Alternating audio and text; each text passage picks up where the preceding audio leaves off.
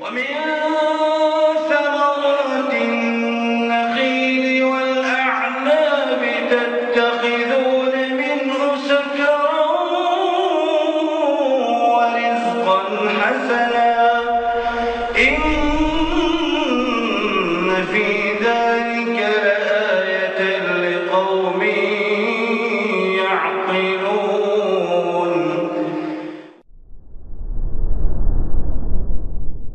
بسم الله الرحمن الرحيم.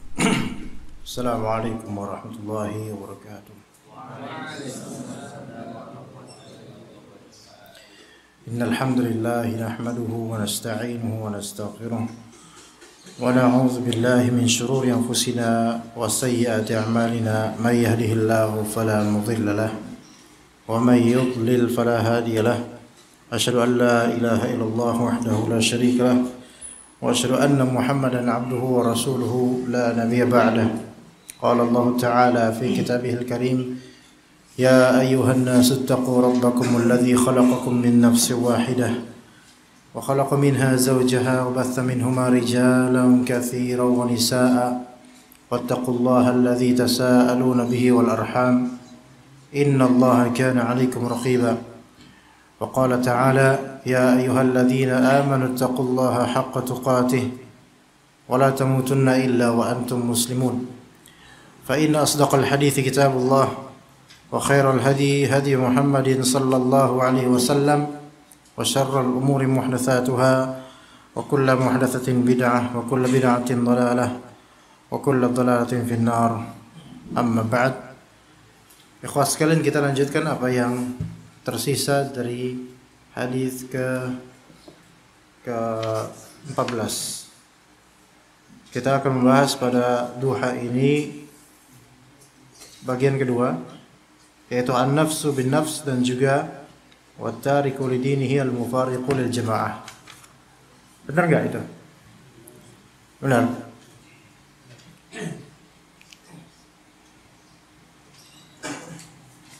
Taib, yang sebelumnya kita telah membahas al-thayyibuz zani. Rincian dari thayyib udah masih ingat gak ya kawan? Rincian dari thayyib ingat gak? Nggak ingat? Penting itu untuk masa depan antum. Al-thayyib az-zani. Ya. Antum thayyib atau bikir antum? Antum thayyib atau bikir? Sudarman. Antum thayyib atau bikir? Nggak tahu. Thayyib itu sudah pernah jima dari pernikahannya. Bikir itu belum. Samping antum thayyib atau bikir dia? Anda cari putranya thayyib atau bikir? Thayyib, karena sudah pernah melakukan hubungan biologis dengan pasangannya. Itu thayyib ya. Oke. Harus ingat itu. Ya, murojaah lagi, ikhwan. Kemudian kita mulai wan nafs bin nafs. Nyawa ditukar dengan nyawa, nyawa dengan nyawa. Nah, nyawa dibayar dengan nyawa. Dengan sebab apa? Dengan sebab menghilangkan nyawa orang, maka terjadilah hukum yang disebut hukum qisas. Ya.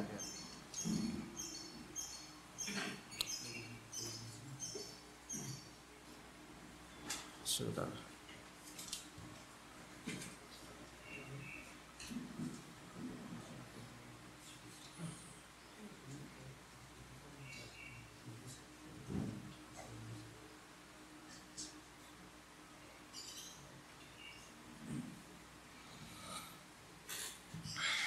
Baik, kita mulai ikhwan. An-nafs bin nafs. Apa maksud dari an-nafs bin nafs? Jiwa dibayar dengan jiwa. Jiwa tertumpah darahnya disebabkan penumpahan darah jiwa lainnya. Maka definisinya adalah menurut Syekh Ibnu Utsaimin rahimahullah, idza qatala al-insanu syakhsan mukafi'an lahu fid dini wal hurriyati wal riqi qutila bih. Jika seorang manusia membunuh seseorang, ya, jika seorang manusia membunuh seseorang yang sepadan atau satu strata dari segi agama,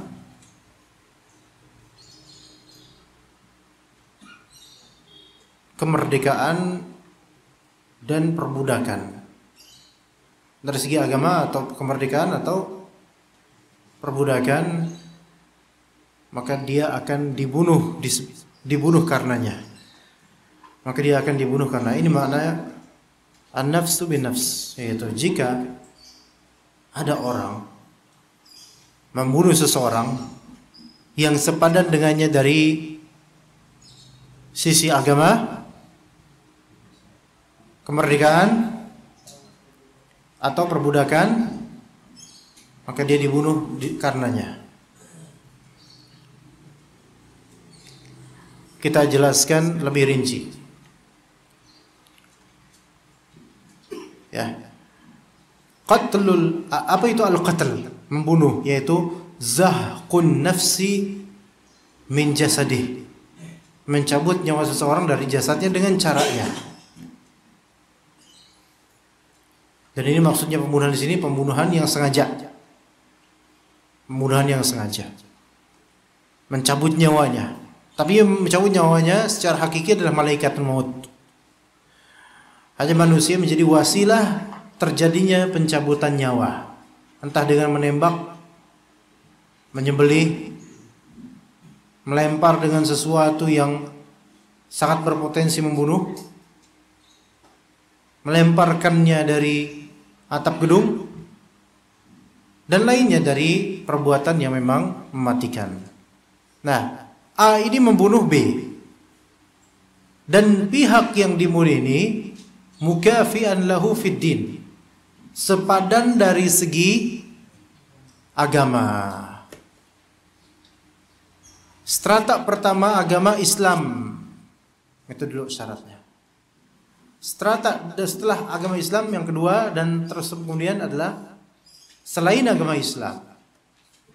Selain agama Islam. Apa maknanya di sini, ikhwan? Hukum ini terjadi kalau misalnya muslim membunuh muslim, ada hukum qisas. Oke. Muslim membunuh kafir, ada nggak hukum qisas? Beda nggak strata agamanya? Beda. Muslim membunuh kafir, ada hukum qisas nggak, ikhwan? Tidak ada. Tidak. Oh, kenapa kok nggak boleh? Kok nggak ada hukum qisas? Mereka bertanya tuh menuntut. Kita bilang, siapa suruh kafir? Kan gampang kan? Lagian kafir. Coba kalau sama muslim ada tuh hukum qisas. Ya, gitu ya. Tapi kalau misalnya kafir membunuh muslim, ada nggak hukum qisas? Ada hukum qisas. Kafir membunuh kafir, ada nggak hukum qisas? Ada kalau negaranya menegakkan ini. Iya. Sama kafir. Jadi yang dikecualikan cuma satu. Jika seorang muslim membunuh kafir, maka tidak ada hukum qisas. Iya, karena kekufurannya. Tapi berdosa nggak dia? Yang membunuh ini berdosa nggak? Dosa besar. Hanya saja tidak ada konsekuensi hukum qisas. Ngerti hukum qisas, teman-teman? Pernah dengar nggak? Mas, pernah dengar nggak hukum qisas? Mas, pernah dengar hukum qisas? Antum hari ini masih pakai masker antum hari ini. Masya Allah. Padahal di perusahaan madu loh. Tapi nggak apa-apa. Pernah dengar hukum qisas? Pernah. Teman antum siapa belakang antum? Pernah dengar hukum qisas? Belum. Gimana Mas Arif ngejelasinnya memang? Antum mau nggak anak potong tangannya? Enggak ini ya. Mau? Enggak mau. Antum enggak nurut sama anak berarti. Harus nurut sama guru. Mau enggak? Enggak mau. Misal aja nih, ada seseorang nonjok hidung antum. kemudian hukum hidung antum melengsong ke utara, ya, bengkok. Antum terima nggak gitu? Nggak. Sehingga kegantengan antum yang tadinya kurang tambah berkurang. Terima nggak antum? Atau mau ngapain terus kalau nggak terima? Diem aja. Nah, jangan diem, ini malah diem beneran ini. Jawab. Ngapain? Antum balas nggak ya? Lapor ke emak nggak? Lapor ke emak dulu. Lapor dulu. Antum orang mana sih kok diem aja loh? Dari tadi anak nanya antum, dari tadi emang nanya siapa? Anak nanya antum. Antum lapor nggak kemudian? Tahun ini? Koi cek? Apa? Ya kualitasnya kan kalau dipukul gitu polisi udah ada apa kayak polisian atau gimana? Iya, lapor nggak? Ya, Lapor ke polisi. Type. Polisi syariah misalnya. Ya. Ya minimal mimpi dulu lah. Nah, kemudian ada hukum apa habis itu?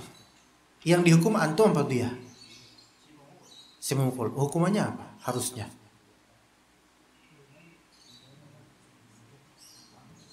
Kurang tahu? Pantesan nggak tahu kisos antum. Hukumannya adalah hukum kisos. Hukum yang sesuai dengan apa yang dia lakukan. Dia nunjuk antum melengsong. Balas lagi hukum kisos. Tonjok dengan pukulan yang serupa sampai melengsong hidungnya. Paham di sini? Nah, paham nggak? Kayaknya tuh nggak terima, pengen di penjara aja tuh orang ya. Hah? Antum mau bikin hukum baru apa gimana? Di penjara aja. Wah iya. Ini orang sekuler atau orang mana tuh? Di kisos mas. Bapak selama ini ngajarin anak tuh apa aja sih pak? Ini namanya hukum kisos, Bambang ya. Ini hukum kisos. Ya. Tahu hukum kisos? Hukum pembalasan terhadap luka atau pembunuhan dengan yang semisal. Ngerti sini? Kalau misalnya seseorang menyembelih temannya, maka dihukum kisos dengan penyembelihan juga. Itu hukum apa tadi? Kisos. Jiwa dibayar dengan jiwa. Iya, sama aja jiwa mau nyawa sama ya, iya sama aja. Ya. Jadi jika seorang manusia membunuh seseorang yang sepadan dari segi agama, kemudian wal hurriyah, sepadan dari segi kemerdekaan, sama-sama muslim dan sama-sama merdeka, maka terjadi hukum kisos. Warriq, dan dari segi perbudakan, sama-sama budak, terjadi hukum kisos enggak? Hukum kisos. Tapi kalau misalnya seorang budak membunuh seorang merdeka, terjadi enggak hukum kisos? Budaknya membunuh orang merdeka, terjadi enggak hukum kisos? Terjadi.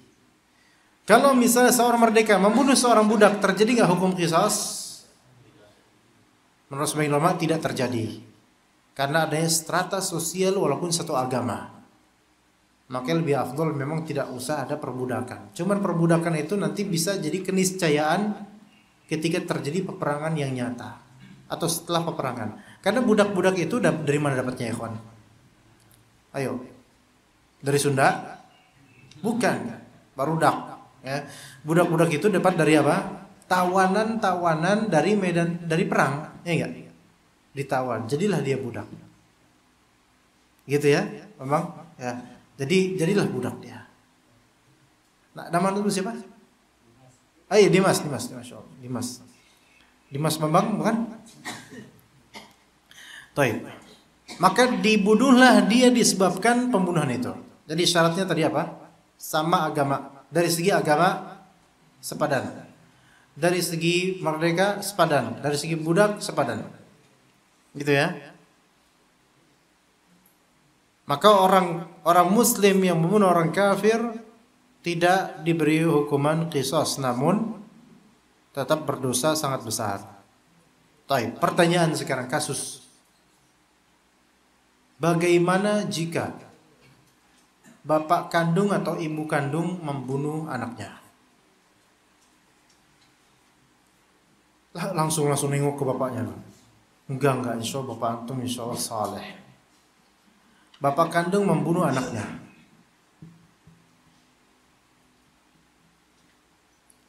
Ini ada dua pendapat para ulama.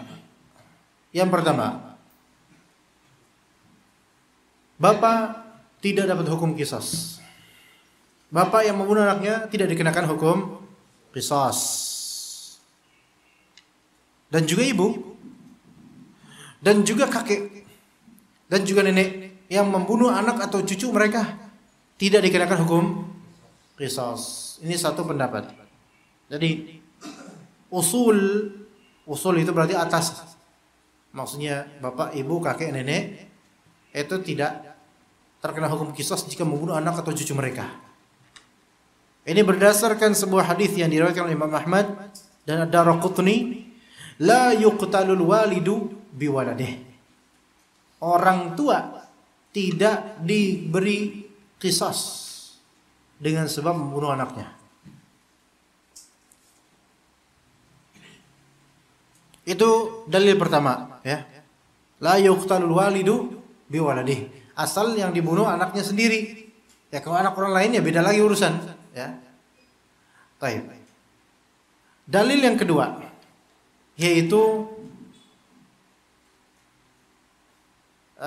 illat, dengan illat bahwasanya orang tua itu adalah asal dari keberadaan anak.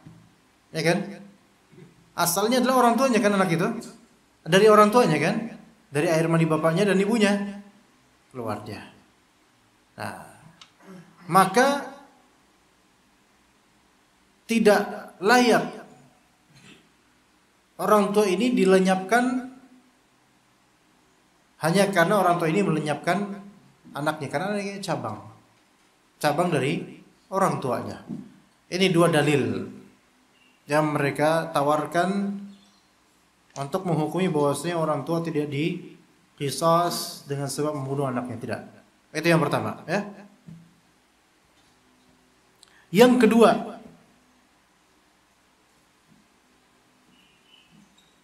tetap dibunuh, tetap diqisas jika memang bapak itu sengaja membunuhnya.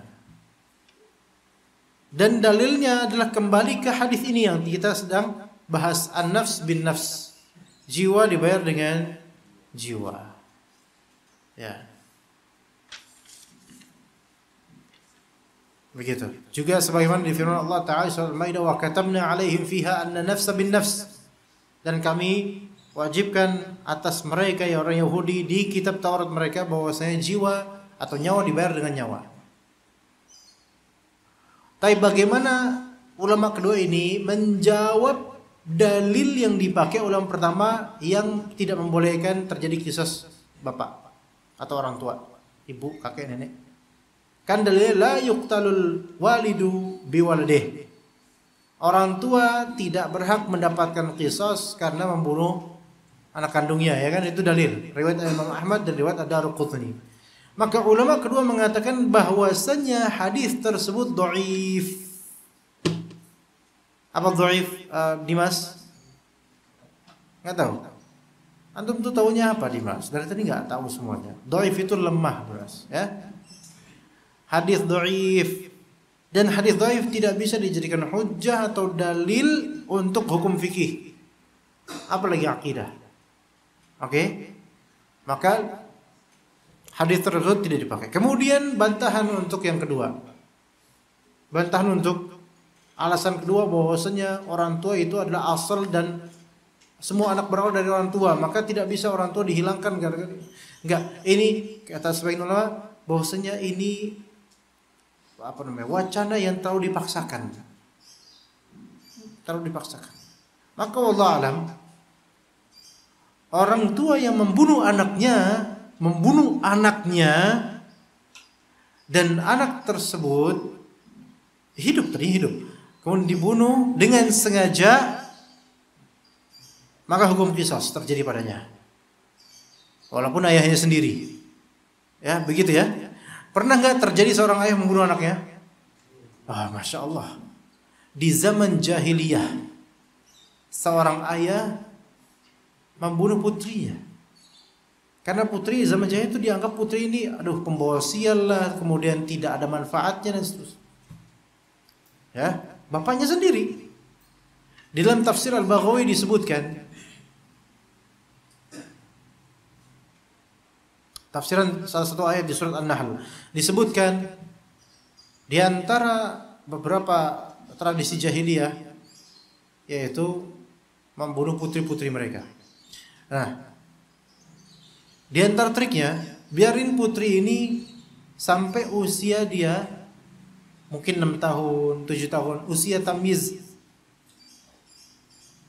Di zaman jahiliyah, usia 6 tahun perempuan itu tidak masalah untuk dinikahi. Nggak masalah untuk nikah usia 6 tahun perempuannya. Maka si bapaknya ini bilang ke istrinya nggak bakal terima kalau anaknya bakal dibunuh. Maka kemudian suami bilang ke istrinya, tolong dong dandanin putri kita. Saya mau membawa putri kita ke rumah fulan-fulan untuk dilamar. Gitu kan? Oh ya, didandanin sama ibunya. Didandanin, kemudian jalan mereka dan ternyata bapaknya tersebut sudah menyediakan lubang. Ya. Nah, kemudian bapak itu akan bilang ke putri, pas di perjalanan ke rumah fulan, nak, tuh lihat tuh ada lubang tuh, lihat yuk, gitu lihat. Akhirnya putri itu mendekat melihat di samping lubang dan langsung dijorokin. Ya. Yang ngejorokin siapa? Putrinya atau bapaknya? Yang ngejorokin, kan? Nah, error kan? Ini like son like father ya. Ya. Bapaknya ngejorokin, putrinya dijorokin. Masa putrinya ngejorokin bapaknya? Ya, putrinya terjelembab kemudian ke lubang dan bapaknya segera mengubur hidup-hidup. Wa idzal mau'udatu su'ilat bi ayyi dzambin qutilat. Dan ketika mau'udah itu anak gadis perempuan yang dikubur hidup-hidup, ditanya, dosa apa kok dia sampai dibunuh, diperlakukan dengan cara seperti itu? Di zaman jahiliyah tidak ada kisos-kisosan untuk bapak kan ke anak, tidak. Maka yang lebih tepat adalah seorang bapak atau ibu, kakek, nenek ketika membunuh anaknya atau cucunya, maka terkena hukum kisos. Itu ya, terkena hukum kisos. Bagaimana kalau membunuhnya dengan cara membiarkannya kelaparan dalam kamar selama beberapa hari sampai mati? Apakah terjadi hukum kisos? Kalau ternyata disengaja supaya dia mati, maka terjadi hukum kisos. Karena ini sama dengan membunuhnya. Hanya saja para ulama kemudian yang seperti berselisih pendapat. Ini hukum kisosnya harus semisal dengan perlakuan itu atau langsung aja digorok orang tuanya. Ya, itu khilaf di antara ulama. Wallahu a'lam. Tapi yang penting terkena hukum qisas. Baik, sekarang pertanyaan. Orang tua, seorang bapak membunuh anak tirinya. Apa hukum membunuh anak tiri? Apa hukum membunuh anak tiri? Apa hukum membunuh anak tiri? Haram. Iya, hukum membunuh anak tiri kisos nggak ada. Ada yang kalau nggak wajib, sunnah, mubah, makruh, haram nggak ada. Namun kisos nggak ada. Haram. Apa konsekuensi dari membunuh anak tiri? Haram lagi. Ini baru kisos nih, jangan kebalik. Ya, taib. Pertanyaan berikutnya, kasus berikutnya. Seorang ibu membuang anaknya di sungai, tapi nggak pakai peti, langsung dibuang anaknya usia 3 bulan misalnya, atau baru lahiran. Alhamdulillah, dibuang tuh anak, dilempar ke kali. Ditanya sama orang, kenapa dilempar? Belajar berenang. Ya, membunuh anaknya. Apa hukumnya? Haram. Apa konsekuensi hukumnya? Qisas atau enggak? Enggak. Qisas. Enggak qisas. Kalau memang tujuannya betul membunuh dia, bukan karena kepleset kemudian bayi jatuh, bukan, emang sengaja lempar bunuh, maka diqisas menurut pendapat yang kedua. Nah, biasanya qisas itu caranya sesuai dengan cara dia membunuh. Kalau caranya memang potensi membunuhnya cepat, maka dilakukan itu dengan cara itu. Maka ibunya juga dilempar dari sungai yang sama, diqisas di tempat tersebut menurut sebagian ulama. Taunya ibunya jago renang. Nah, ini masalah. Dilempar malah keasikan dia. Gitu kesenangan, enggak mati-mati kayak gini, mah. Gimana dong? Maka hakimlah yang akan memutuskan. Kalau kayak gini enggak percuma, kita percuma dong. Kita lempar dia malah dia mandi nanti. Maka mungkin bisa dengan cara apa? Diapain? Dilempar ke jalan tol. Enggak, dibunuh langsung, digorok atau digantung apa? Hakim, urusan hakim nanti gimana? Gitu ya. Tapi pertanyaan kemudian, kalau misalnya dia membunuh bayi yang ada di dalam janin, apakah terjadi hukum qisas atau enggak? Ini yang menjadi perselisihan pendapat di antara ulama. Kalau ternyata hukum qisas, ingat ini pendapat yang mengatakan bahwasanya seorang orang tua dapat hukum qisas ya. Kalau pendapat yang mengatakan orang tua tidak dapat hukum qisas, maka udah selesai, nggak dapat hukum qisas. Oke? Membunuh bayi yang di dalam janin, orang tua yang membunuh.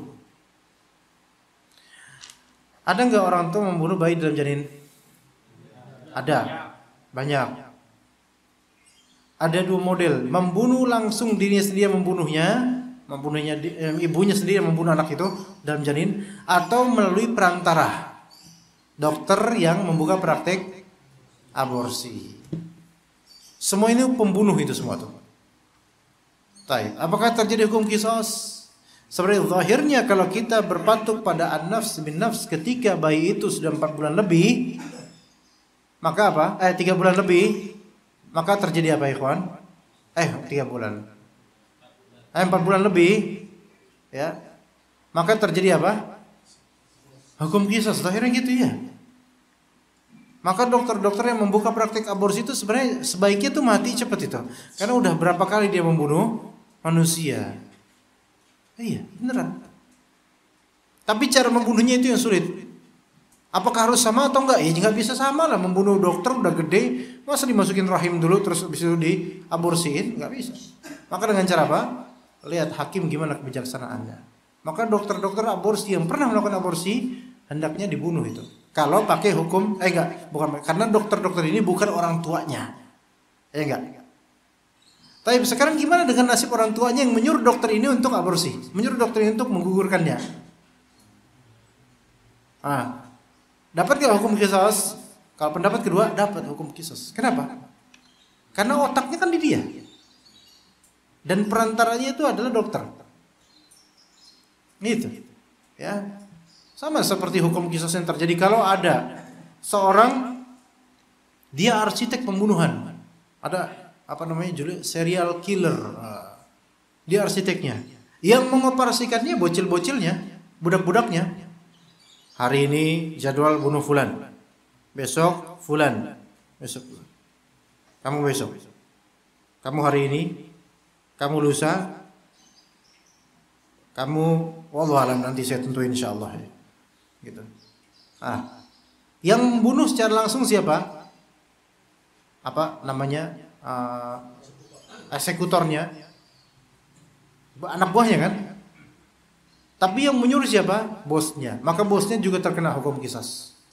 Dengan cara yang sama eksekutor itu membunuh orang tersebut. Kalau cara nembak maka ditembak juga. Dan bagian yang ditembaknya juga sama.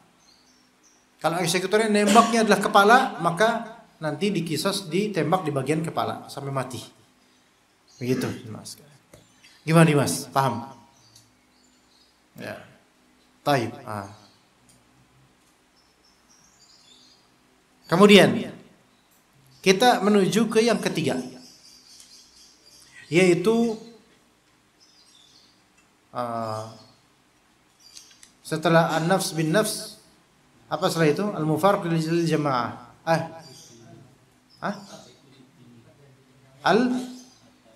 At-tariku lidinihi al-mufarriq lil jamaah.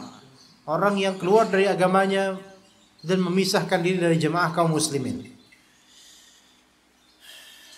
Ini artinya murtad. Na'udzubillah. Murtad. Orang murtad itu dibunuh, bukan dibiarin. Ya. Dan murtad itu ada murtad disebab murtad duniawi ya, maksudnya dihukum di dunia murtad. Ada qauli, ada disebabkan bil qaul, ada disebabkan bil fi'il. Murtad dengan perkataan, dengan beragam macam, menghina Nabi, menghina syariat Islam, mengatakan bahwasanya syariat Islam itu tidak relevan untuk zaman sekarang. Ini murtad dengan sebab perkataan dia. Ya. Bagaimana dengan perkataan selamat hari Natal? Murtad atau tidak? Tidak. Kenapa tidak?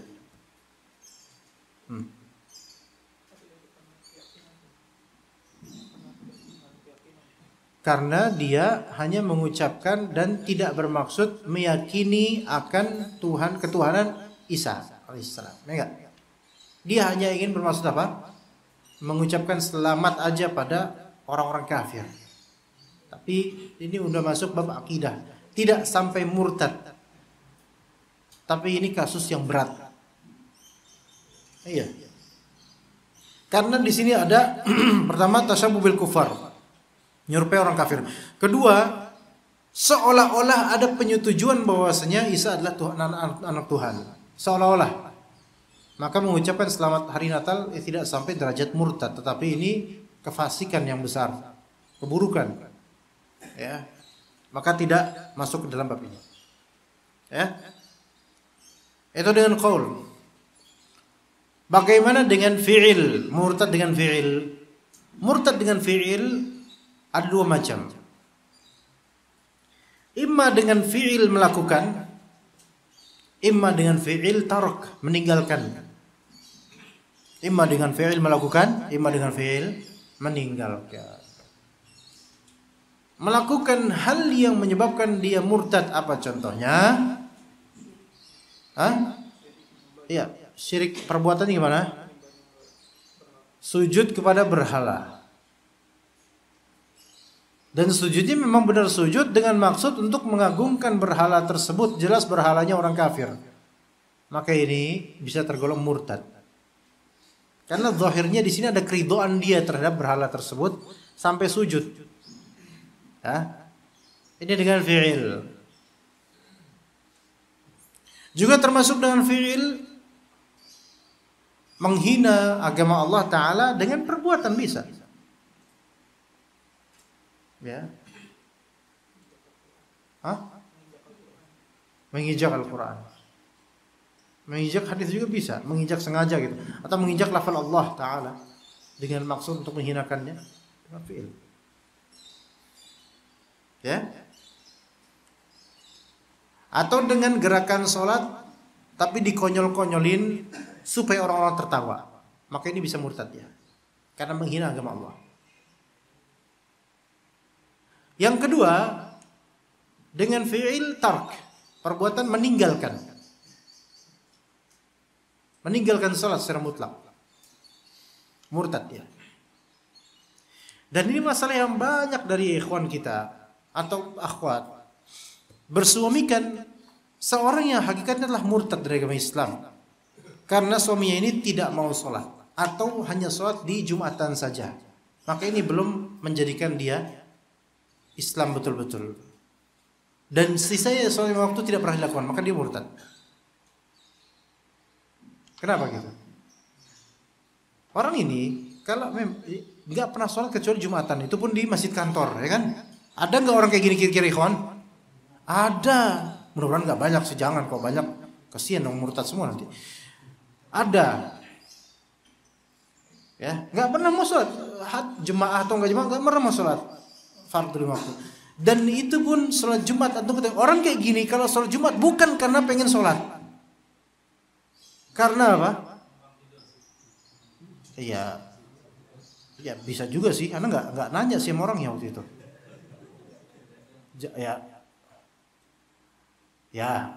Udahlah nggak usah ngomongin tidurnya deh. Bukan mereka aja yang numpang tidur. Iya, antum juga kan pelaku. Kalau Anda enggak, Anda khotib rata-rata. Insya Allah enggak. Kalau antum ya iya.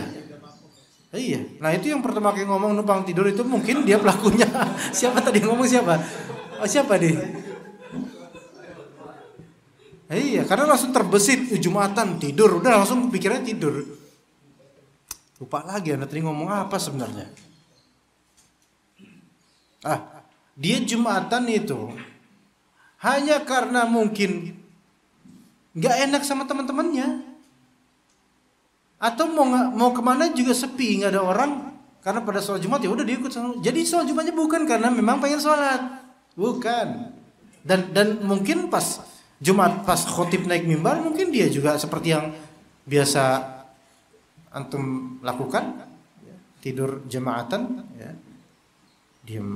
Tidur jamaatan fi Jumatan, ya. Khusyuk gitu. Barulah ketika Allahumma ighfir lil muslimin wal muslimat langsung kayak udah waktu subuh. Ya. Bangun semua amin, dia pas gitu aja lu aminin. Padahal doa lainnya udah di Anda tuh pengalaman di mana-mana. Doa enggak ada yang aminin. Doa enggak ada yang aminin. Anda baca aja Allahumma ighfir lil muslimin langsung amin semua. Yang tidur bangun. Yang berdosa langsung taubat dia kayaknya itu habis itu. Udah kayak jam waker aja itu doa. Bikin orang bangun. Ya. Maka dia ini sholat pun bukan karena Allah. Maka dia ini hukumnya murtad. Muskilahnya ini kalau udah punya anak, punya istri yang udah ngaji, istri nanya ke Ustaz, suami saya enggak pernah sholat Ustaz kecuali Jumatan. Kita mau basa-basi enggak ada masalah? Bu, sabar ya. Enggak bisa gitu. Udah berapa lama kira-kira, Bu? Udah bertahun-tahun, Ustaz. Astagfirullahaladzim. Ini orang murtad, Bu, keluar dari Islam. Oh masa sih Ustaz, saya murtad, masa kayak gitu Ustaz? Iya enggak sholat. Terus gimana Ustaz? Ya harus pisah. Ini repot kalau misalnya Ustaz ngomong kayak gini repot. Karena teman-teman berpikiran apa? Wah ini nyari jandanya nih, nanti gitu lagi. Enggak, pisah. Pisah di sini bukan talak, tapi faskhul aqd. Memisahkan, menghancurkan, memutuskan akad. Dipisah. Akadnya bukan cerai, bukan talak, tapi akadnya udah hilang dan mereka bukan suami istri lagi seketika. Iya. Itu namanya faskhul aqd namanya. Ya. Maka statusnya nggak boleh jadi suami itu.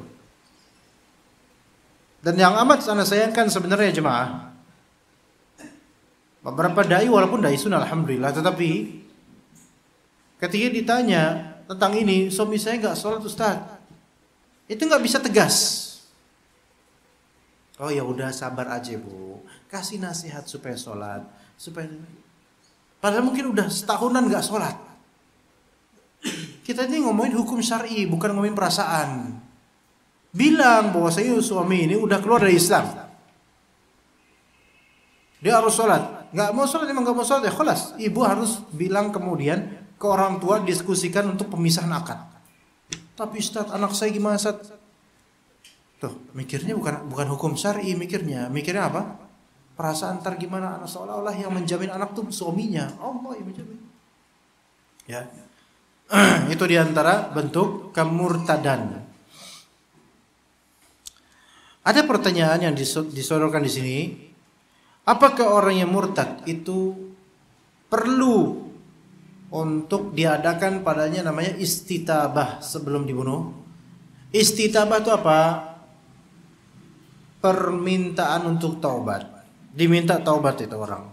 Karena dia murtad. Dengan apapun macamnya. Macam kemurtadannya. Maka dia minta taubat. Mau enggak kamu taubat? Atau kami bunuh? Kata hakim. Sebagian ulama mengatakan bahwa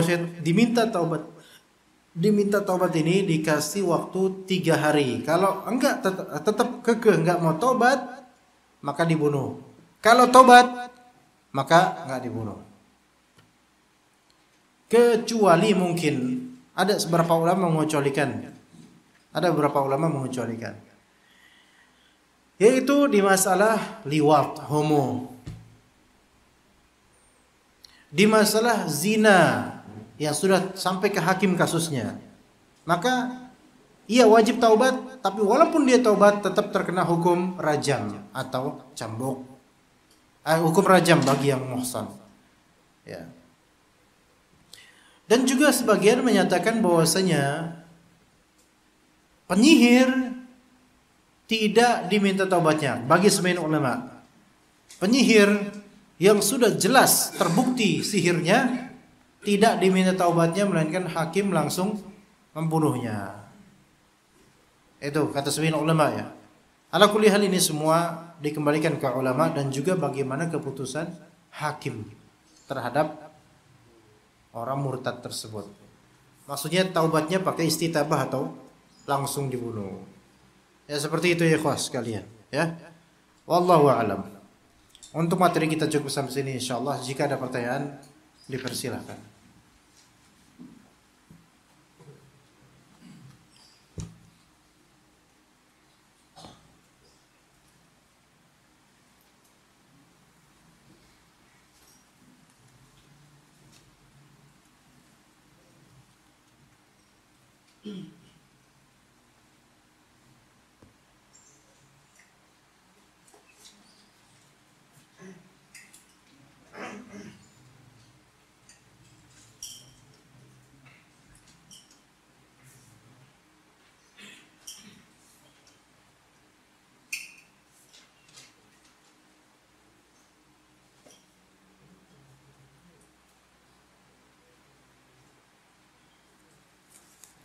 Masya Allah. Banyak nih. Dijawab semua nggak nih Mas Arif? Dijawab semua nggak? Yang susah. Cakep ini tulisannya, kayak udah ditulis dari rumah ini. Iya. Kayak udah disiapin dari rumah nih. Assalamualaikum. Waalaikumsalam warahmatullahi wabarakatuh. Pak Ustadz, saya mau tanya, saya ini lihat, assalamualaikum sama Pak Ustadz, saya mau bertanya pakai pulpen. Si saya pakai pensil. Ini kayaknya pakai pensil di rumah. Atau pakai mesin sini. Masya Allah nih orang nih. Coba anak cium dulu kertasnya.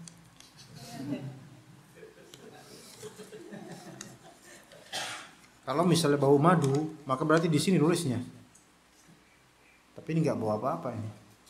Saya berkata baik ke orang tersebut, Ustadz. Lah siapa? Saya berkata baik ke orang tersebut. Ini nggak ada yang disebut orang mana. Orang tersebut berkata tidak. Orang tersebut berkata tidak maupun kasar, Ustadz. Apa yang dilakukan ke orang tersebut? Berkata tidak baik maupun kasar maupun tidak sopan. Perkataan tersebut, Ustadz, apakah saya boleh? Apa sih? Apaan sih? Hah? Awah. Apaan? Enggak. Hargain. Apaan sih? Coba antum baca.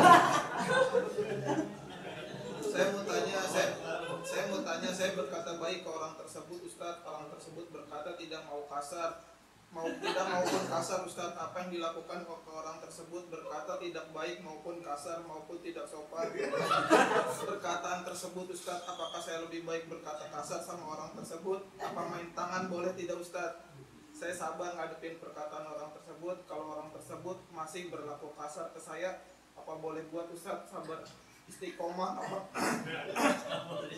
Sabar istiqomah apa main tangan kosong? Saya, Ustaz, orang kata kasar terus tidak baik. Saya, Ustaz, apa jauhin apa menghindari orang tersebut, Ustaz?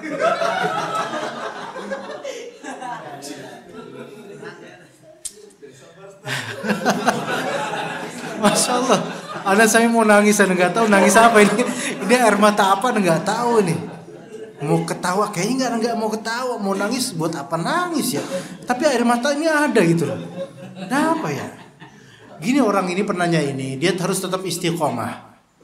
Nah, kita ini yang denger ini istighotsah ini. Ini apa coba? Sebenarnya singkat banget gitu. Apa saya harus bersabar menghadapi orang yang kasar? Udah gitu aja, khalas. Ini kan Allah musta'an ini. Ini siapa? Apa yang dulu menerima pekerjaan apa namanya? Yang terima pekerjaan apa siapa? Interviewernya siapa sih dulu? Kok bisa diterima di sini? Sabar aja dah. Kalau udah gitu berkata kasar, maka daripada main tangan atau membalas, maka itu sabar aja. Ya, apa kata Allah Subhanahu wa taala? Khudhil afwa wa'mur bil 'urfi wa'rid 'anil jahilin. Ya, khudhil afu, yaitu udah maafin aja, kemudian perintahkan hal-hal yang baik, dan a'rid 'anil jahilin, berpalinglah dari orang-orang jahil. Berpalinglah dari orang-orang jahil. Jadi jangan berdekatan dengan yang seperti itu. Kalau emang dia kasar sama antum, udah antum jauhin aja.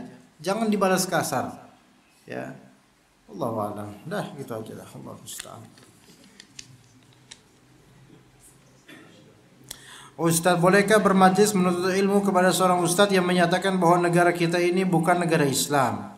Beliau juga sering mentakfir secara muayyan kepada orang-orang yang melakukan pembatal keislaman karena menurutnya sudah tegak hujah atas mereka.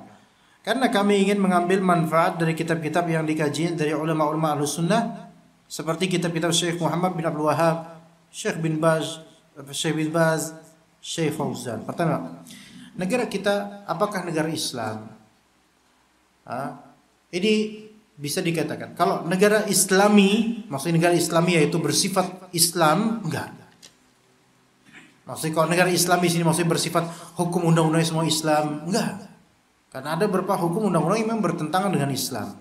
Dan ada sebagian undang-undang yang merupakan taghut. Bertentangan dengan Islam itu taghut. Ya. Taib, bagaimana? Apakah negara ini negara Islam? Maka di sini ada dua rincian. Imma antum katakan negara Islam dalam artian bahwasanya negara ini dikelola oleh orang-orang Muslim, itu sahih. Kalau antum mengatakan negara ini bukan negara Islam, apa maksudnya? Itu dulu. Karena imma antum katakan negara ini negara bukan Islam kan, bukan. Kalau bukan Islam berarti ada dua opsi. Negara kafir atau negara maridin namanya. Negara kafir berarti ini sama dengan mentakfir, mengkafirkan para umara, para pejabat dari beragam model dari presiden sampai seterusnya. Maka ini perbuatan amalan takfiri. Hatta membahas kitabnya Syekh Muhammad bin Wahhab, hatta membahas kitab Syekh Fauzan. Banyak orang khawarij dan takfiri yang mereka juga membahas kitab-kitabnya Syekh Muhammad, dan mereka menganggap diri mereka terpengaruh dari kitab Ad-Durar Saniyah. Iya, tapi mereka takfiriyun, rajin mengkafirkan orang, dan seolah-olah hidup mereka tidak bisa kecuali harus takfir, atau yang disebut takfir first, yaitu takfirin dulu, kafirkan dulu. Maka yang seperti ini tentu mau bahas kitab apapun, maka seperti dijauhi, karena ini mempengaruhi manhaj antum, akidah antum, dan mempengaruhi watak antum. Beneran, bukan hanya manhaj akidah, bahkan watak pun terpengaruhi. Keras, ghilzah, ghalidh, syadid. Itu. Nah, kalau maksud dari negara ini bukan negara Islam, adalah negara maridin, Maka ini yang dikatakan oleh Syekhul Islam Ibnu Taimiyah. Karena di negeri kita ini, ya undang-undangnya setengah-setengah. Ada yang sesuai dengan syariat, ada yang tidak sesuai. Dan orang yang berhukum dengan hukum undang-undang negara ini juga rata-rata adalah orang-orang fasik, fajir. Mereka bukan orang soleh, bukan apalagi ulama, bukan. Yang di sini ulama pun malah justru terwarnai di sana. Maka kalau dari segi Islami tidak. Tetapi negeri-negeri Islam karena penduduknya Islam, umaranya Islam, Muslim, iya. Tapi undang-undangnya campur-campur. Tapi anak pikir ini mungkin maksud dari orang ini, ustadz ini, bukan negara Islam. Anak khawatirnya ustadz ini seperti belut. Ustadz ini seperti belut ya. Ya. Licin gitu. Giliran kalau ngomong di suatu pihak di negara ini negara Islam, terus negara apa ditanya, maka dia akan bilang negara ini negara Maridin, sesuai pendapat Syekhul Islam Ibnu Taimiyah. Ingat, ini negara Maridin tidak serta-merta mengkafirkan umaroknya, tidak. Tapi kemudian kalau ngomong sama murid-murid khusus, dia akan bilang negara ini negara kafir. Anak khawatirnya gini, cari aman, tapi nggak mau mengatakan negara ini negara Islam. Maka ini bisa berbahaya. Kemudian beliau juga sering mentakfir secara muayyan kepada orang-orang yang melakukan pemberontak keislaman. Ini takfir muayyan. Ini pembahasan yang tidak ringan dan bukan konsumsi awam, bukan konsumsi publik pula kalau dia bukan ulama. Dan anda yakin ustaz ini bukan ulama? Anda yakin ustaz ini bukan ulama? Mungkin talibul ilm ya, punya ilmu ya, tapi ulama jauh-jauh dari ulama. Nah, mentakfir secara muayyan itu ada syaratnya. Ya, ada syaratnya dan juga harus memenuhi intifaul mawani', yaitu hilangnya pencegah pengkafiran. Namun menurut dia atau beliau mungkin menurutnya sudah tegak hujah atas mereka. Imma ini pendapat beliau pribadi, atau imma ini pendapat dari banyak ulama di tanah air ini, atau di antara asatidzah sunnah juga mengucapkannya. Kalau ternyata, dan aneh yakin bahwasanya ini hanya dia dan yang semisalnya yang mengucapkan ini, maka ini ada muskilah sesuatu. Sementara asatidzah sunnah keumumannya mereka tawakuf dalam masalah ini, berarti ada sesuatu pada ini. Ada sesuatu. Ya. Dan posibilitas besar ini ustadz ini menyendiri. Artinya jarang bertemu dengan asatidzah sunnah secara keumuman. Tidak tertemukan wajahnya maupun nafasnya di daurah-daurah asatidzah Ahlussunnah. Dan pun ketika ditanyakan kepada asatidzah Ahlussunnah, kenal nggak mau ustadz ini misalnya? Anda ini nggak disebut ustadznya, tapi anda nggak tahu, pokoknya karakternya serupa lah yang seperti ini, nggak jauh-jauh beda rata-rata. Ditanya ustadz sunnah tentang orang-orang seperti ini, mereka akan bilang majhul, nggak ketahuan gurunya siapa. Oke, punya guru mungkin, tapi nggak dikenal oleh para asatidzah secara personal, nggak dikenal. Maka yang seperti ini, ikhwan, jangan. Ya, semoga Allah berhidayah pada kita dan juga beliau dan juga semuanya. Tapi ini berbahaya. Apalagi menentafir muayyan kemudian terbiasa dan berulang-ulang diucapkan di media sosial misalnya. Maka ini berbahaya. Dan ini kurang berpikir, naqisul aql berarti orang ini. Kenapa? Karena dengan mengutarakan itu, apalagi di negeri ini, yang mana orang awamnya jauh lebih banyak dibandingkan orang alimnya, orang jahilnya lebih banyak daripada tulabul ilmnya, maka madaratnya lebih besar. Nggak mikir ke situ dia, nggak mikir. Akhirnya mulai banyak yang membeo dan membebek. Banyak yang apa? Membeo dan membebek. Membeo dalam artian, kalau beo kan suara, kalau bebek perbuatan, ya kan? Membeo yaitu ikut-ikutan. Wah, fulan kafir, ikut-ikut. Banyak orang-orang jahil awam baru belajar ikut-ikutan yang seperti ini. Kalau nggak ngerti apa-apa, tapi ikut-ikutan. Menurut anak fulan udah kafir, Allah musta'an. Antum dari siapa mustanadnya kok bisa mengkafirkan fulan? Tapi tegak atasnya hujah. Ini istilah dari siapa? Antum dapat belajar dari siapa? Ini Ustaz fulan buktinya di status Facebooknya mengkafirkan. Allah musta'an. Antum tahu apa tentang takfir? Coba wudu. Ternyata kurang bagus. Coba nahu bisa. Ternyata nggak bisa. Coba ini bisa. Nggak ada punya ilmu kecuali ilmu takfir akhirnya. Masya Allah. Coba definisikan kufur itu apa secara bahasa. Bingung dia. Allah musta'an. Nah ini berarti apa? Membeo, cuma ikutan orang. Membebek. Ya karena melihat ada orang yang bisa orasi, ada ustadz yang tegas, kelihatan tegas sekali dalam masalah ini, kemudian akhirnya membebek. Mengekor kemudian dari segi perbuatan menuju majelis-majelisnya. Karena ada, dan rata-rata yang ikut majelis ustadz ini rata-rata yang masih muda, bahlul, dan juga belum banyak ilmu. Iya, muda. Ya kayak kita semua masih muda. Yang masyaikh yang tua-tua itu kadang-kadang ini ustadznya kayak kurang cocok sama. Yang tua karena berpikir ini ustadz ini gegabah. Iya. Ya, seperti itu ikhwan. Jangan ikutin. Karena kami ingin mengambil manfaat dari kitab-kitab yang dikaji dari ulama Ahlus Sunnah. Hatta kitab yang dikaji adalah kitab ulama Sunnah. Orang-orang ikhwan muslimin juga mereka banyak pakai kitab Syekh Utsaimin. Tapi di masalah fikih saja. Di masalah akidah dan manhaj enggak mau ikutan.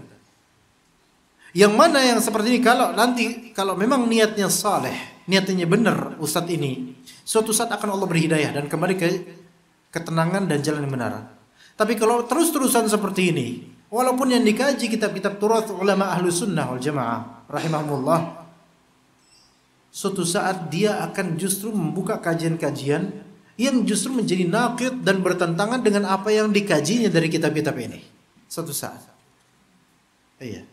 Karena bunglon itu akan terketahui warna aslinya suatu saat.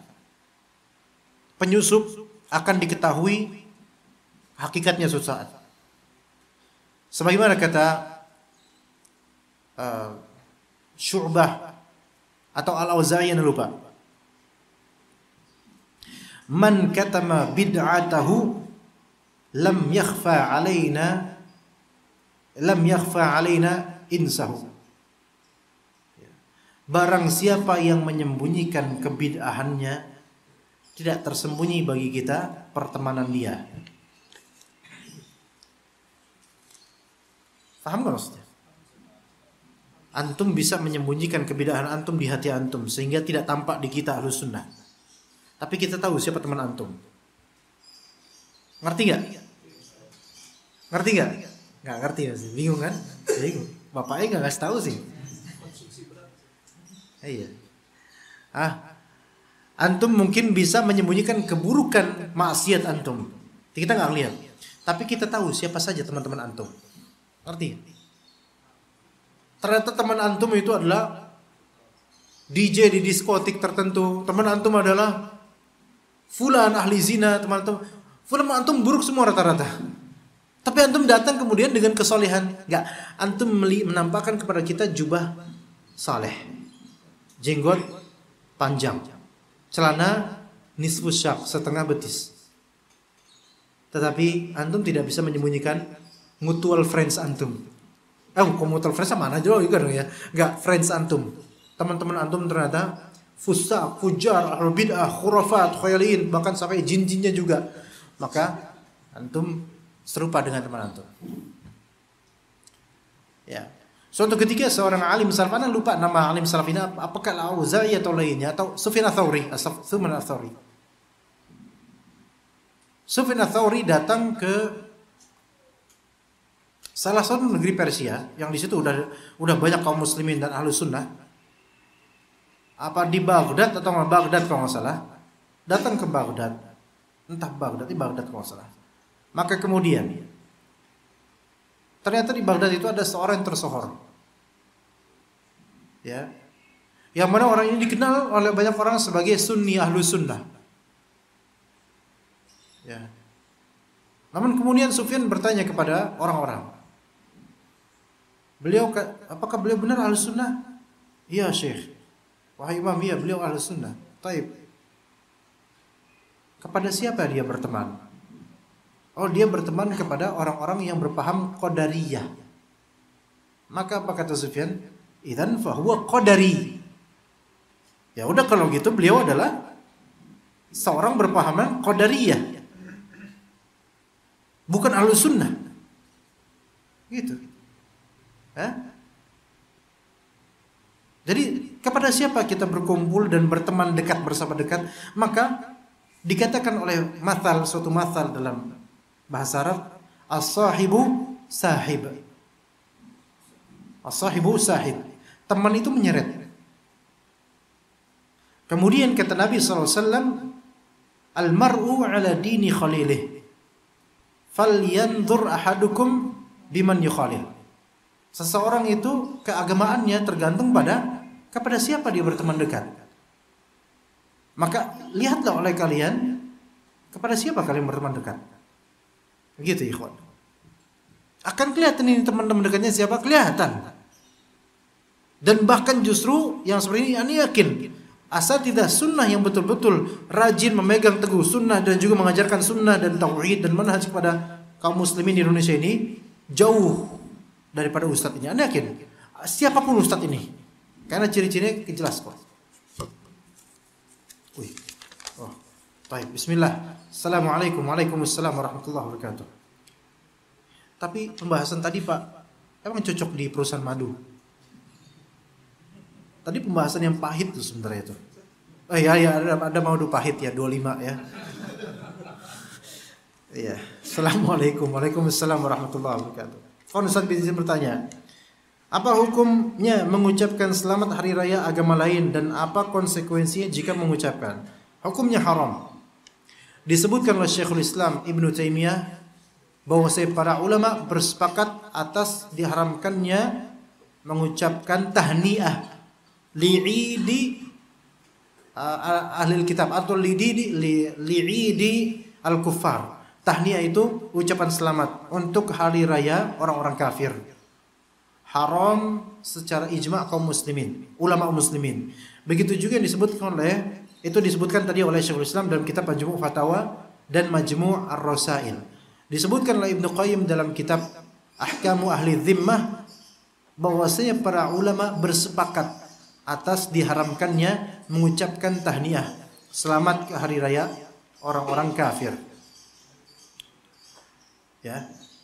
Lah, terus kenapa kok sekarang ada sebagian dari ustaz atau kiai yang membolehkan hal seperti bahkan dia mengucapkannya? Maka ikhwah di sini, siapalah ustaz-ustaz tersebut dibandingkan dengan ijma' dan konsensus ulama-ulama kaum muslimin sejak zaman lampau. Itu Ibnu Taimiyah dan Ibnu Qayyim mengucapkan ijma' tersebut, ulama sepakat semua itu di abad 8 awal Hijriah, awal 8 Hijriah. Sekarang abad 15 Hijriah. 700 tahunan berlalu. Lah kalau misalnya ada yang baru ini kok udah idai sekarang kok ada beberapa yang membolehkan bahkan mengucapkan langsung selamat hari Natal. Maka kita katakan bahwasanya ini ulama pertama, ini ulama akhir zaman. Ya. Ini ulama akhir zaman. Kedua, ini termasuk duat yang kata Nabi, duat ila abwabi jahannam. Orang-orang yang menyeru kepada pintu jahannam.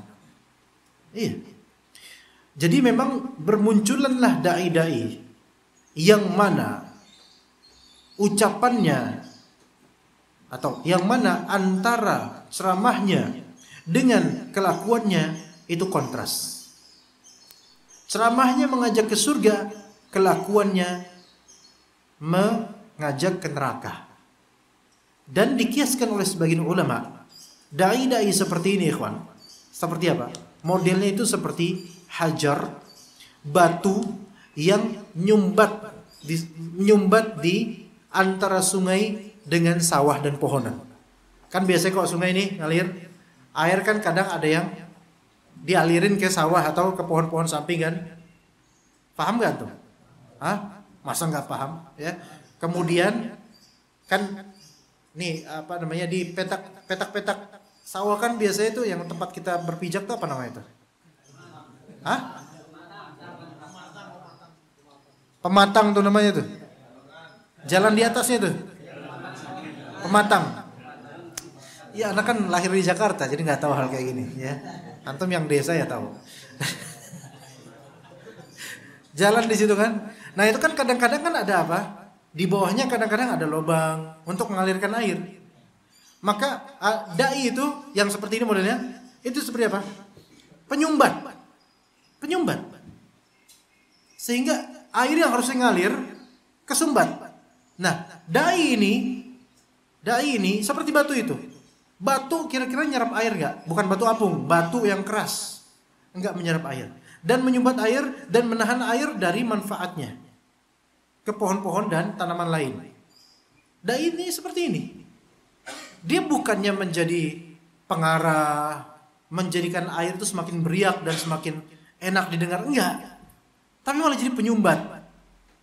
Yang mana air itu yang tadinya bermanfaat ditutup sama dia manfaatnya. Dan dia juga walaupun terkena air tidak dapat manfaatnya dari air tersebut. Ini ibarat ulama belajar ilmunya Masya Allah katanya, bisa ceramah, tapi dia tidak mendapatkan manfaat tarbawiyah dan tauhidiyah dari ceramahnya sendiri. Malah justru mengajarkan ke umat hal-hal yang merupakan syubhat, khurafat dan juga kebohongan bahkan. Akhirnya berbahaya. Kesian ini kaum muslimin jadinya, ya. Kemudian bagaimana jika ada kepala negara atau daerah yang mengucapkan akan bisa dijadikan contoh? Ini akan menjadi musibah bagi orang tersebut. Biarkan mereka. Kepala negara, bahkan presiden sekalipun, apapun, siapapun manusia itu yang digugu dan ditiru, baik dari ustadz, kepala negara, tokoh dan seterusnya, kalau kemudian mengucapkan kalimat tersebut, bupati, gubernur, terserah, mereka semua akan mendapatkan dosanya. Ya. Dan mereka akan menjadi percontohan yang buruk. Kalau bisa kita nasihatin, kalau bisa kita datang bertemu dengan beliau-beliau, kita nasihatin. Ya, kasihan. Ya.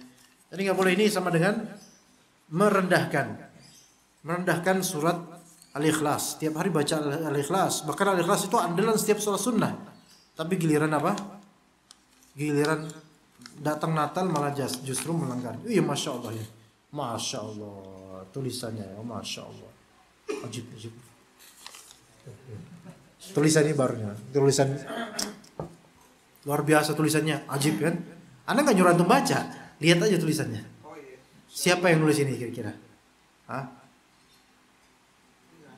Nggak asing kayaknya, siapa ya? Hah? Ada, kenal antum orangnya? Taunya antum juga, enggak? Ini dari pencari kebenaran ini. Dari pencari kebenaran. Apa hukumnya seorang muslim mengucapkan selamatan dan tahun baru dan seterusnya? Mohon penjelasannya Ustadz disertai dalilnya. Udah, Anda jelaskan tadi. Dalilnya apa? Dalilnya qul huwallahu ahad, Allahus samad, lam yalid wa lam yulad wa lam yakul lahu kufuwan ahad. Maka selamat Natal dan tahun baru ini kebodohan dan juga berlawanan dengan prinsip seluruhnya dari qul huwallahu ahad sampai akhir ayat. Sampai akhir surat. Dan dalil-dalil lainnya. Hampir saja langit itu Allah hancurkan gara-gara ada yang mengatakan bahwasanya Allah memiliki anak. Ini ada orang muslim, Gus, Buya dan semisalnya, selamat selamat hari Natal. Nggak tahu apa yang akan Allah perbuat terhadap orang-orang seperti ini kalau nggak tahu, buat ikhwan. Nauzubillah min dzalik. Semoga Allah berikan hidayah. Kasihan. Bagaimana hukumnya dengan orang-orang yang ngalap berkah dengan orang-orang yang sudah meninggal? Ia meminta di kuburnya. Apakah orang-orang yang seperti ini sudah tegak hujah atau ada uzur bil jahal? Padahal kajian-kajian atau media sunnah sudah menyebar di mana-mana. Ya akhi. Mereka juhala. Mereka tidak ngerti kalau itu tuh syirik, bahkan syirik akbar. Kenapa? Karena itu ajaran dari nenek moyang dari kiai mereka, dari ustadz mereka. Mereka dipropaganda seperti itu dan mereka nggak nyadari kalau itu syirik. Karena banyak hal ditutup-tutupi dari dalil-dalil, ataupun kalau dalil dihamparkan disalahpahami. Kita nggak bisa memberikan alasan padahal kajian-kajian atau media sunnah sudah menyebar di mana-mana, betul. Tapi mereka mengklik nggak itu kajian? Enggak. Dan mereka masih menganggap bahwa kajian sunnah ini musuh mereka. Imma karena belum pernah dengar langsung, imma karena sudah terbawa mindset lamanya. Orang kalau udah punya mindset lama, defaultnya ke sana, itu memang agak lama treatmentnya untuk orang seperti ini. Maka maklum, maka nggak bisa kita langsung kafirkan, ikhwan. Kita berikan uzur pada mereka. Kita doakan semoga dapat hidayah. Dan mudah-mudahan suatu saat akan menyimak dengan baik kajian-kajian tentang yang membahas tentang kesyirikan hal-hal seperti ini. Jelas ngalap berkah dengan orang yang sudah meninggal. Ini apa maksudnya ngalap berkah? Sekarang siapakah yang memberi berkah? Makhluk atau khaliq? Khaliq, Allah Subhanahu wa taala. Nah, kalau kita ngalap berkah dari orang yang sudah meninggal, ini berarti kita sedang mengadakan adanya hak Rabb kepada orang ini, yaitu orang ini bisa melakukan sesuatu yang hanya bisa dilakukan oleh Allah. Kita kalau ngalap berkah di sini, ngalap berkah pada orang yang hidup pun itu berkah itu dari Allah, bukan dari orang ini. Contoh, kata Nabi SAW, ridho Rabbi fi ridhol walidain. Ridhonya Allah ada pada ridhonya orang tua. Kayak antum ini berbakti pada orang tua. Berkah nggak hidup antum? Berkah. Siapa yang memberkahi di sini? Allah, bukan orang tua ini. Orang tua ini hanya makhluk dan hanya bisa mendoakan. Ya Allah, nak berkah ya nak, sambil ngelulus kepala anda. Berkah nak ya, Masya Allah. Apakah ini orang tua sedang memberi berkah? Enggak. Orang tua ini sedang mengharapkan agar Allah memberi berkah. Itu yang benar. Iya. Manusia. Itu yang hidup ya. Lah kalau yang sudah wafat bisa apa? Nggak bisa apa-apa. Dia sibuk dengan alamnya. Kalau dia azab, dia nggak bakal bisa dengar antum, dan kalaupun dengar, lagi sibuk dengan azabnya. Kalau misalnya pun lagi kena nikmat, dia lagi sibuk dengan kenikmatannya dan nggak sempat dengar antum curhat di kuburan. Kalaupun kemudian dia dengar pun, dia sibuk dengan nikmatnya. Ngapain saya urusin orang masih di dunia? Orang di sini udah enak kan gitu. Itu kalau dengar ya. Lagi pula juga orang itu tahu nggak siapa antum? Antum datang ke wali keramat misalnya, ya keramat mana terserah, jati keramat atau mana nggak tahu.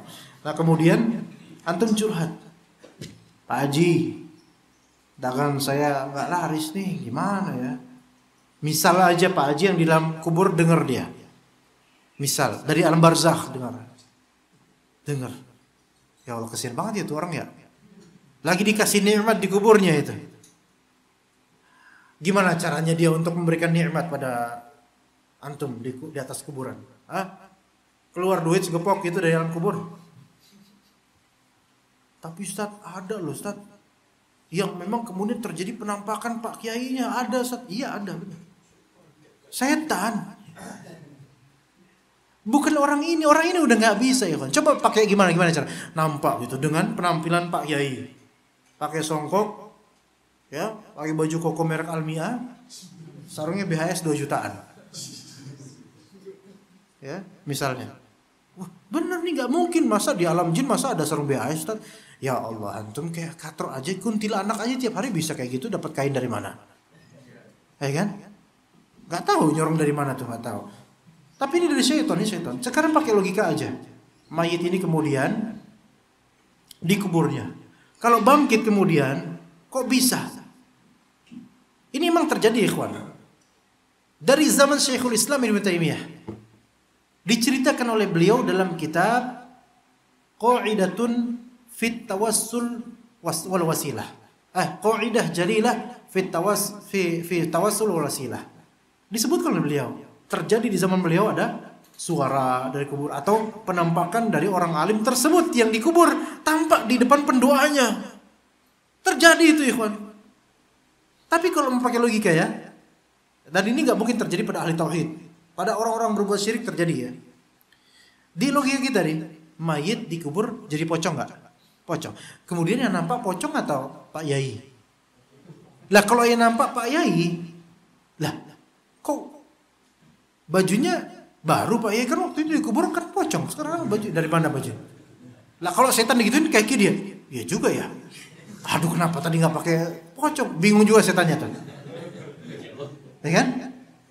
Kalau misalnya keluarnya pocong, tapi mukanya Pak Yai, tanya juga, loh, kan pocong kan diikat kayak gini, manjatnya gimana Pak? Bingung juga pocong. Ya juga ya. Akhirnya nggak jadi pocong, akhirnya pocongnya taubat, kembali ke agama Allah, jadi salafi insyaallah. Dan itu terjadi, ikhwan, itu terjadi. Anda pernah ditantang sama seseorang yang memang dia percaya hal kayak itu, kemudian, ayo saya tantang kamu ke kuburan fulan, kita lihat ada suara di sana nanti. Maksudnya ada suara mayit tuh. Kayak gini mah, udahlah, nggak usah diladenin dah. Kenapa? Nggak usah diladenin? Gini, kalau misalnya tidak ada suara tersebut keluar dari kuburnya, dia akan tetap tamarrud, tetap akan membangkang. Nggak ada faedah. Kalau ternyata keluar suara itu, syaitan kemudian keluar, maka makarnya makin besar. Dia akan bilang, tuh bener kan? Walaupun kita nggak mau percaya, tetap aja dia makin percaya malah jadi. Maka kalau antum ditantang hal seperti itu, sebaiknya nggak usah. Ya begitu ikhwan. Ya, jadi jangan juga langsung kita kafirkan orang seperti ini, kecuali jelaskan dulu dan pelajari orangnya ini, karena bisa jadi sangat mungkin, apalagi di Indonesia ini, mereka juhala, orang-orang yang jahil. Baik, cukup sampai sini insyaallah. Wassallallahu ala nabiyina Muhammad wa ala alihi wa sahbihi ajma'in. Subhanakallahumma bihamdika asyhadu an la ilaha illa anta astaghfiruka wa atubu ilaik. Assalamualaikum warahmatullahi wabarakatuh.